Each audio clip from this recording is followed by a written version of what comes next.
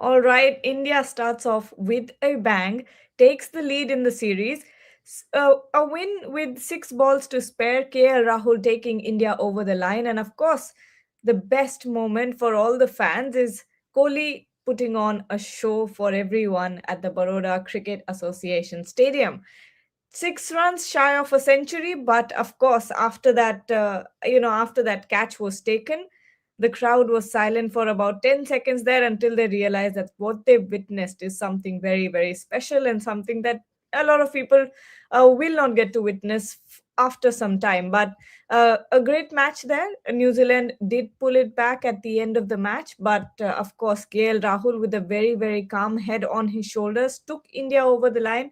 Bharat, looking back on the match, there were some hiccups for India along the way. Of course, Washington Sundar not being fit enough to run between the wickets, Harshit Rana being sent in ahead of him. But Harshit did his job with the bat. What are your thoughts? Yeah, first of all, credit to the New Zealand team. They again showed that why they ranked two in this particular format, second, because they have sent a second string side, and still for them to come reasonably close tell something about their fighting spirit. Although they have struggled a little bit in T20 cricket, but in ODI cricket, they have again showed their prowess. Coming back to the Indian team, yes, first of all, I have to also talk about Harshit Rana here, because he's someone I think they're looking at him as someone who can come lower down the order, do some power hitting. India lack that little bit of power hitting somewhere down the order because Ravindra Jadeja is clearly not the player that they think he is. I don't remember him playing an impactful innings for a long time, maybe 6 or 7 years. That's what I can say about Ravindra Jadeja and ODI cricket. And Washington Sundar, as you noted, he was struggling with a back problem. He's someone who has not done much power hitting as well in limited overs cricket. So that was good to see Harshit Rana using his long handle. And Raquel Roll, obviously, he also again showed calm head on his shoulders. He's done it time and again in one day cricket just for that one innings in the 2023 World Cup final. He still gets thrashed around on social media platforms, but I think he has done enough by now, coming down the order at five or six, and shepherding the Indian middle order. So credit to him as well. And then obviously Virat Kohli, I think he's playing somewhere near his best. That is what I feel. So it's sad that he's retired from Test cricket, but I do feel Virat Kohli is now a little more confident than what he was with regard to his batting maybe a year or so ago, because he's playing a lot more shots square of the wickets. He's able to pick the length early against spin. That is why he's able to play back off the back foot. That is something that I saw in at the center of excellence when he played those two matches, Vijay Hazare Trophy matches. How comfortable he was against spin bowling by playing on the back foot. That is something that Virat Kohli has not been doing in the recent past in the Indian Premier League in a few T20 games. So that was a great point to notice. And also for the crowd, obviously, that he scored all those runs. Unfortunately, fell short on 94. And again, some credit there has to go to Kyle Jamieson, who I think bowled really impressively. So a lot of positives for the Indian team, not just in terms of batting, but also a few positives in terms of the bowling. So it was a fine effort from the Indian team, though there was a little bit of hiccup right at the end. Yep. Debashish, going back to New Zealand's performance, of course, Kyle Jamieson has been the highlight apart from Daryl Mitchell in the first innings. But Kyle Jamieson did some real good stuff there, pulling back the strings for India. There seemed to be a bit of a hiccup in that chase. For a while, it looked like maybe India would not be able to get over the line. But of course, the quality of batting displayed by Harshit Rana, by KL Rahul, took India over the line. But again, 10 overs for Kyle Jamieson, one maiden as well, and bowling with an economy of 4.10, getting 4 wickets. Those were some real good numbers.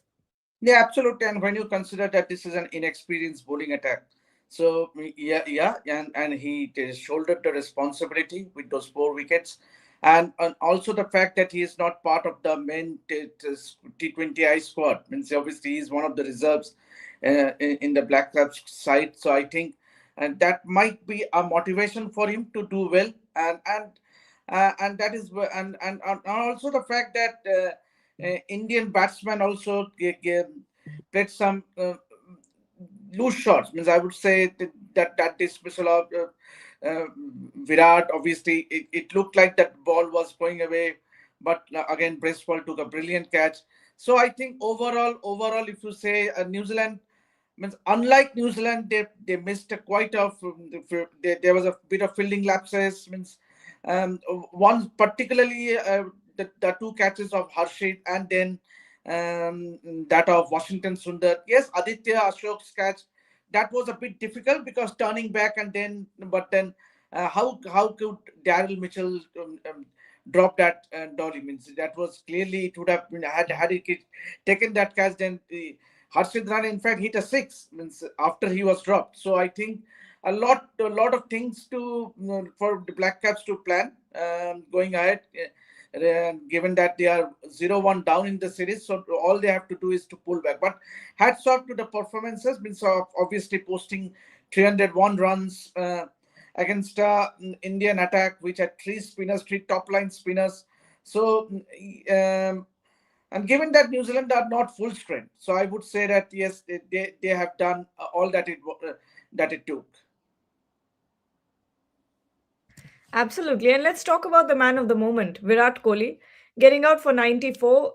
Not a not a usual sight to see Virat Kohli get out in the 90s in ODIs. Usually, when he gets to that 90-run mark, he usually crosses it over 100 and gets that century. But a brilliant catch from Michael Bracewell as well. Let's put it that way. But at the same time, Bharat, the way that Virat Kohli is batting right now, it's extraordinary to watch, especially after the slump that we've seen in the past couple of years.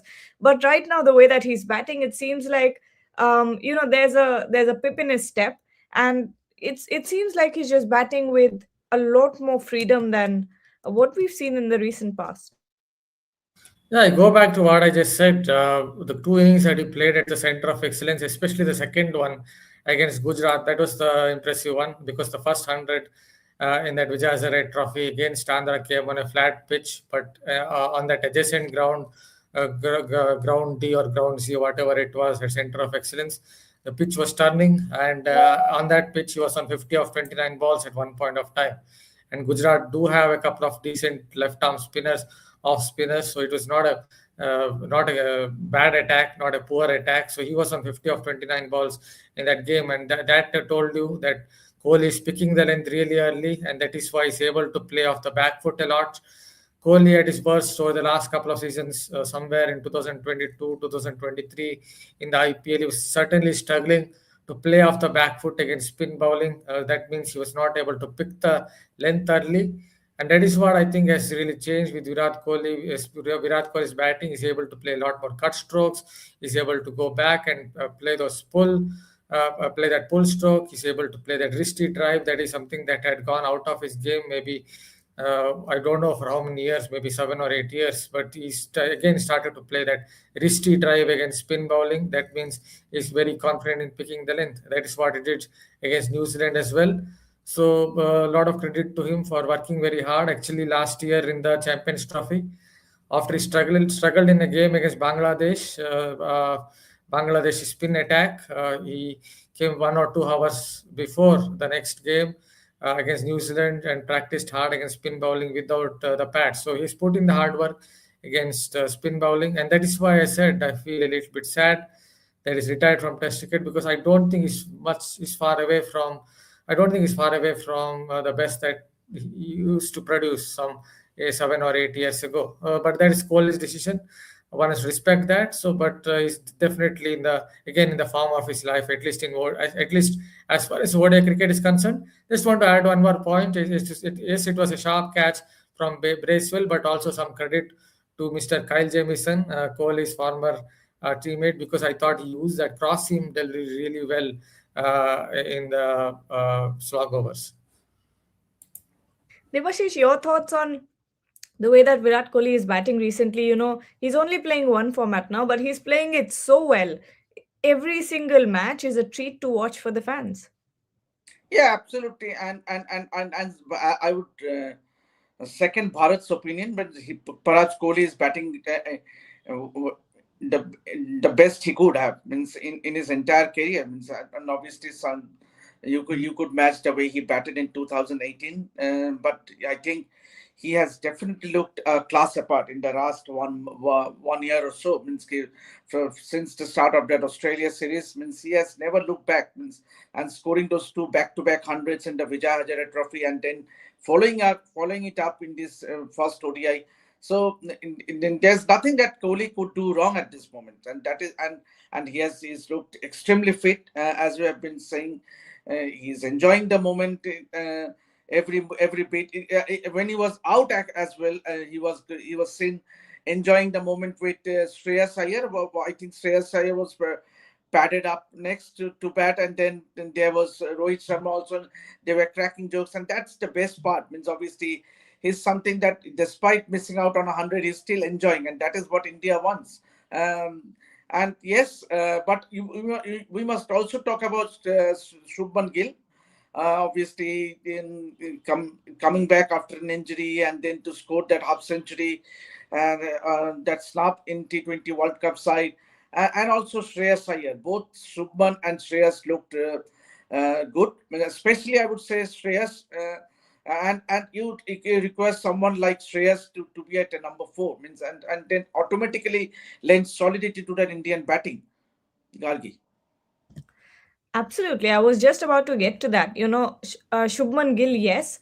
And as Bharat also said in the last live, that when it comes to Shubman Gill, there's not much to worry about, especially in the ODI format. T20 cricket is definitely a concern there, but not ODI cricket. And of course, Test cricket, we know what he can do. But good to see, Shubman Gill score that 56 off of 71. But Bharat, Shreyas Iyer as well coming back after that injury, everyone was quite concerned because internal bleeding, and it was quite a serious one as well, having that surgery, being in the ICU, but the kind of comeback that he's made, and a brilliant catch in the first innings as well. Yeah, first of all, that is something that is what is good to see is he has recovered quite quickly, because these are the kind of injuries. Who knows? For someone else, it could have taken a longer period of time. So that is great to see. And he showed it in the Vijay Hazare Trophy in one of the games, that is basically match fit. I think he scored 82 or whatever it was. And then today as well, he played a plucky innings. And as you noted, he also did the direct hit as well, if I'm not mistaken. That was of who was the batter, one of the batters. Yes, it was Michael Bracewell. He did that direct hit where he ran from maybe long on, and then just did that bullseye direct hit. So yes, so that tells you he's basically match fit as far as his class is concerned in ODI cricket. He's someone who's proved his worth in the past. He's someone I think is very good under pressure. You don't need to say much about it because he's proved it with evidence. Even if you go back in time to 2016-17, when he was playing in the Ranji Trophy, in his third Ranji Trophy game itself, he cracked a 60 or 70 when Mumbai were in big trouble. So he's someone I think is very good under pressure. Maybe he has a problem against the Googly. I think when he faced Ashok a couple of times, it felt as if he was again struggling a little bit against the Googly. But he's a fine player of spin. I think that is another factor to look at because in the middle order, you definitely need someone who can play the spin bowling well. But yes, credit to Shai Iyer as well for working hard on his fitness and returning from what seemed like quite a serious injury, I have to say. Devashish, a word on KL Rahul as well, because really when Washington Sundar came out to bat, it was almost run a ball from over there. 18 off of 18 was 18 off of 18 at some point there when Washington Sundar and KL Rahul were out there, and obviously Washington Sundar could not run at all, and it was KL Rahul who had to take the team over the line. Very calm head on his shoulders. We all know that he is like that, but coming in at number six, how do you look back on his performance tonight? I don't know what you and Bharat might think, but I think it's a bit too low in the batting order. I would have loved to see KL Rahul ahead of Ravindra Jadeja. But what an ice cool head once again means, and that is what you want from your experienced batter. And what at one point of time, both KL Rahul and Washington Sundar, there was some 20 singles, means run a ball, means at one point of time. Before that, KL Rahul scored that boundary and paddle shot. But I think it was one of the responsible innings. And there has been instances in the past when KL Rahul threw away his wicket, and then there was a lot of criticism. But this was the moment for him to show his responsibility and taking India home. And I think all credit to, whatever the decision is, I think Harshit Rana promoting up the order, I think that also eased the pressure somewhat. I mean, especially with those big hits, I know he can play the long handle, and that is what he has done. Especially those those boundaries and those sixes made in the job of Rahul and Washington Sundar a lot more easier than what it is. Had the Harshit Rana got dismissed, then things could have been different. Means I had Brest had Daryl Mitchell took that catch. Then obviously you never know. You never know. Then things might look a bit difficult for India chasing this target. Bharat, what happened there? I didn't understand Ravindra Jadeja coming up the order. Again, is it the left-right combination? What do you think was the reason for KL to be sent at number 6 when we know that he's best at number 5 in ODIs? See, as you know, Gautam Gambhir is someone who experiments a lot. It feels as if he's a kind of a scientist who in a laboratory keeps experimenting with things. So that is kind of expected with him. Yes, left hand, right hand combination must be one of them because he's very much big on it. It didn't always work. See, Ravindra Jadeja, as I noted, has not played an impactful innings. Yes, with great respect to his fans, Ravindra Jadeja has not played an impactful innings in ODI cricket for a long time. Yeah, I think he's lost a little bit of hitting power when it comes to limit overs cricket. Yes, he's a wonderful test player, wonderful test batter, but limit overs cricket, I think he struggles a little bit. So KL Rahul should have been sent at number 5, or whatever it is, ahead of Ravindra Jadeja. But that's what the management seems to think. Always look for a left hand, right hand combination. They're experimenting a lot. Maybe they also wanted to give Ravindra Jadeja a chance to see whether he can do some power hitting and prove his critics wrong. But unfortunately, it didn't work out. Honestly, at a macro level, I'm not very sure why Ravindra Jadeja is still picked in the ODI 11 or in the ODI squad because at least in limit overs cricket, in ODI cricket, he's not done much in the recent past. I feel Akshar Patel is the better version of him, but maybe selectors have some other thoughts. So yes, KL Rahul should have batted at number 5 because he's been a proven performer and the slog overs, and is someone who understands the tempo of batting in the slog overs. Devashish, there's a question here, and I was going to ask this.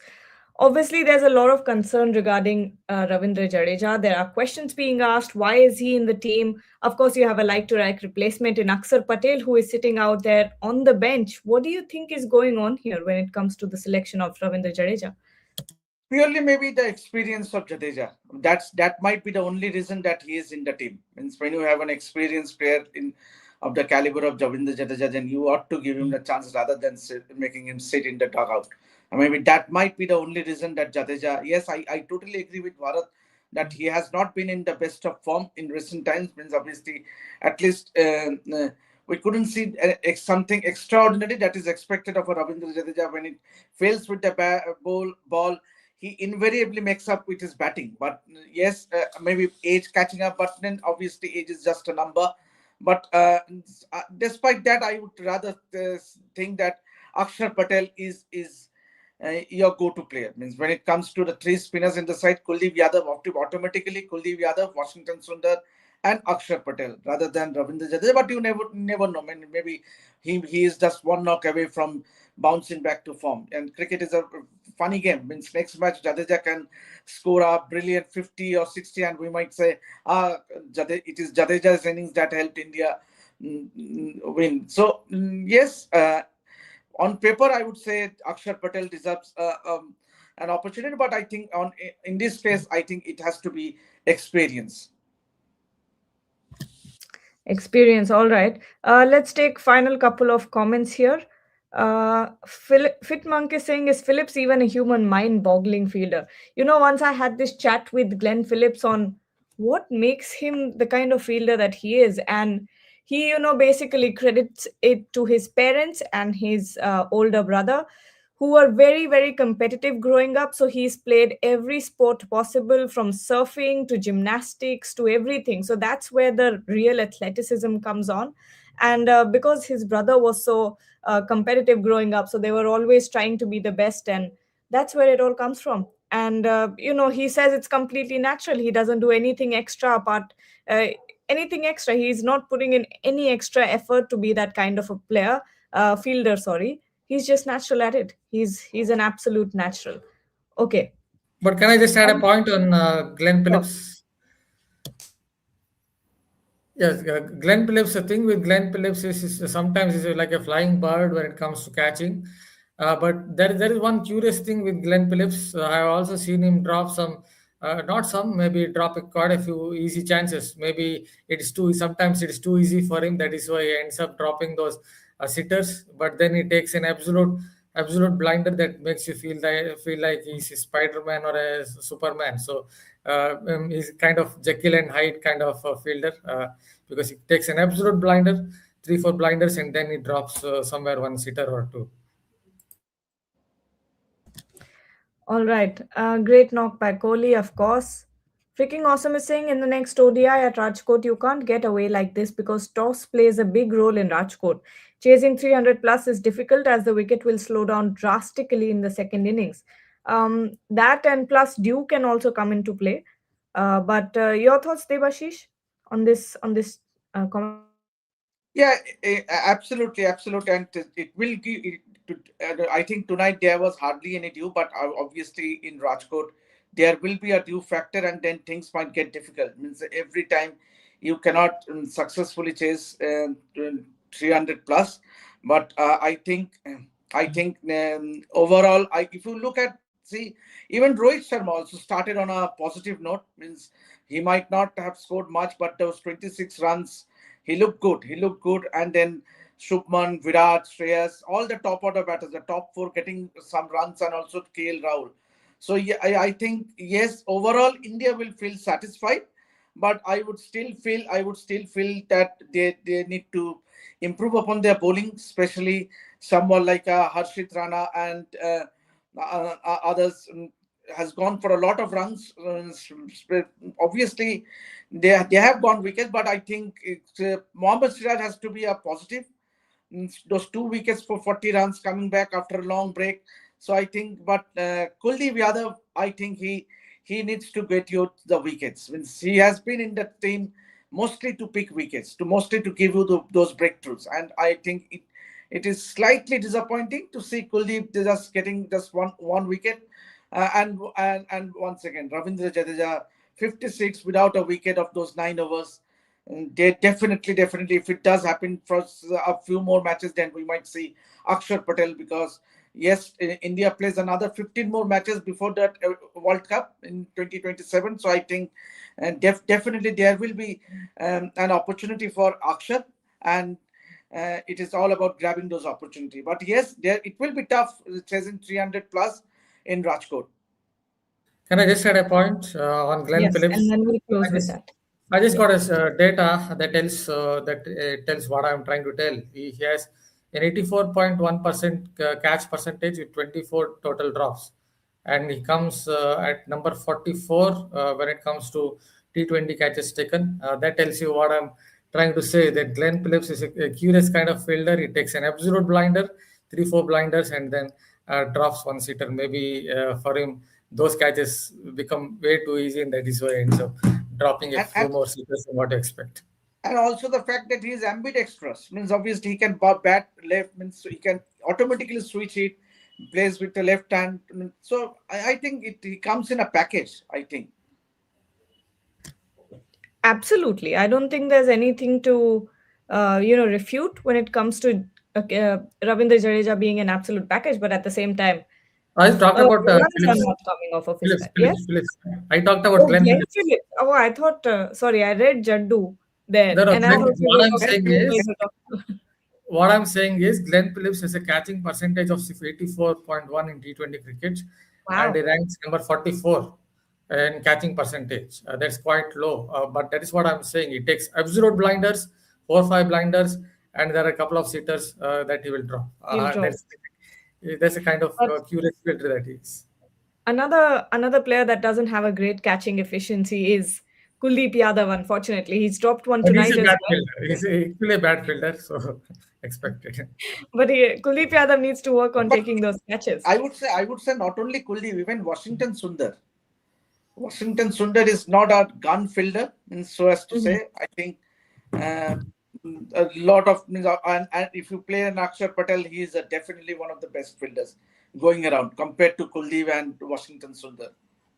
Absolutely. And, Kuldeep Yadav has been in the setup for quite some time now. He's played IPL, he's played all three formats. So he needs to work on taking those catches because I remember when Jasprit Bumrah first broke onto the scene, he also was not a great fielder. He would drop a lot of catches on the boundary, but he's really, really worked on that. And now, if a catch is going towards Jasprit Bumrah, you will know that he will take those catches. So it's something that bowlers have to work on. Um, and catches win you matches. That's all I can say at this point. But I think we'll close the show there. We've spoken about pretty much everything that we could, but we'll be back tomorrow at 12. We can further dissect this match and obviously talk about some other things as well. Tonight in the WPL, Nandini Sharma took a 5 wicket haul, including a hat trick. So it's been incredible for Nandini Sharma as well, a rising star in Indian cricket. Thank you so much, Bharat, for joining. Thank you so much, Debashish, and to everyone who's watching. Don't forget to join back tomorrow at 12 when we go live again. And also don't forget